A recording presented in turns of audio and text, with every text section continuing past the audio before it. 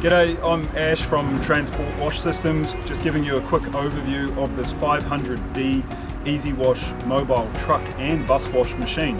So this particular unit carries 500 litres of water on board.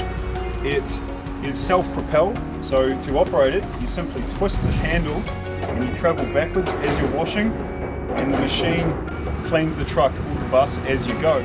So the machine has an onboard detergent concentrate tray.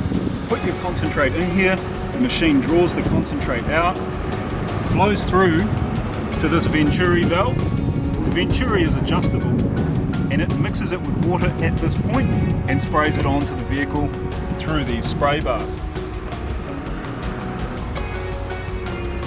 The next process is the brush.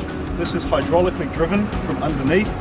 This is a polyethylene bristle brush. We've done a lot of experimenting with these, but by far this is the best brush for washing trucks and buses. You can get a polishing brush, but it's not as good for getting off dirt and road film.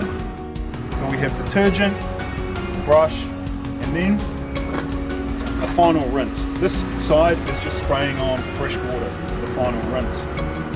So a 3-step process done very quickly as you move around the vehicle.